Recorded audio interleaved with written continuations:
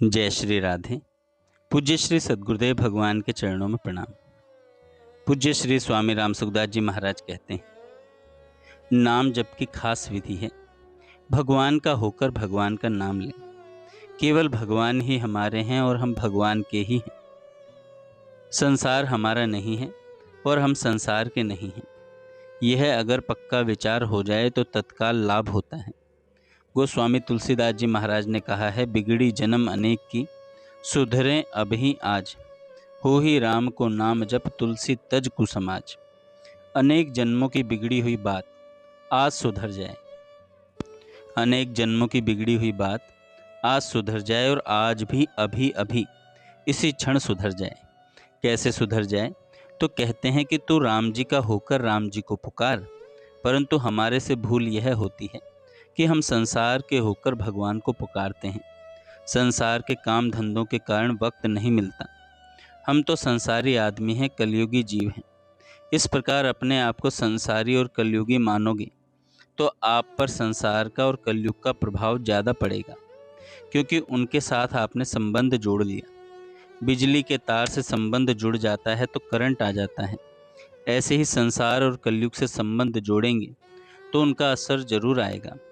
कहते हैं, महाराज हम तो खाली राम राम करते हैं, तो ठोस भरा हुआ क्यों नहीं करते भाई? मानो भगवान के नाम में तो खालीपन है और संबंध हमारा संसार और कलयुग से है। यह बहुत बड़ी गलती है।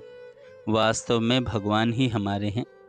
जब हमने संसार में जन्म नहीं लिया था तब भी वे हमारे थे, और जब हम मर जाएंगे तब भी भगवान हमारे रहेंगे। यह संसार पहले भी हमारा नहीं था, आगे भी हमारा नहीं रहेगा, और अभी भी प्रतिक्षण हमारे से अलग हो रहा है। उम्र भी बीतती चली जा रही है, शरीर भी बीतता चला जा रहा है, और कलयुग का समय भी बीतता चला जा रहा है। संसार का संबंध आपके साथ है ही नहीं। इस बात को आप ख्याल में रखें। मैंने बहुत बार कहा है, अब भी कहता हूँ, जब आप बालक थे तब अपने को बालक कहते थे, परंतु अब आप अपने को बालक नहीं कहते। आपने कौन सी तारीख को बालकपन छोड़ा? कोई भाई बहन बता सकता है तो बताइए। वास्तव में आपने बालकपन छोड़ा नहीं, प्रत्युत वह अपने आप छूट गया। जब बालकपन छूट गया तो क्या जवानी नहीं छूटेगी? वृद्धावस्था नहीं छूटेगी? छूटने की रीति है जो निरंतर छूटता चला जा रहा है। उसके साथ संबंध केवल आपका माना हुआ है, वास्तव में संबंध है नहीं। परंतु भगवान के साथ आपका संबंध पहले भी था, अब भी है और आगे भी रहेगा। यह संबंध टूटेगा नहीं कभी। दुष्कर्मों के कारण चाहे 84 लाख योनियों में जाना पड़े, नरकों में जाना पड़े, तो भी भगवान से अलग नहीं हो सकते, और भगवान आपसे अलग नहीं हो सकते। भगवान के साथ अपने इस नित्य संबंध को तो आपने भुला दिया और संसार के साथ संबंध मानकर भगवान नाम का जप करते हैं। इसी कारण भगवान नाम का प्रभाव देखने में नहीं आ रहा है। कुटुंब का संबंध तो नदी नाव संयोग की तरह है। नदी के इस पार सब एक साथ नौका पर बैठ जाते हैं और उस पार पहुंचते ही उतर जाते हैं। जब तक नदी से पार नहीं होते तभी तक हमारा संबंध रहता है। ऐसे ही कुटुंब का संबंध है, जो आगे रहेगा नहीं, छूट जाएगा। यही सच्ची बात है। अगर आप इस बात को मान लें कि मैं शरीर संसार का नहीं हूँ और शरीर संसार मेरे नहीं है, मैं परमात्मा का हूँ और परमात्मा मेरे हैं, मैं अपने परमात्मा का नाम लेता हूँ, तो भगवान की ताकत नहीं कि वे आपकी तरफ कृपा दृष्टि से न देखें। भगवान के होकर भगवान के नाम का जप करो। हो ही राम को नाम जप।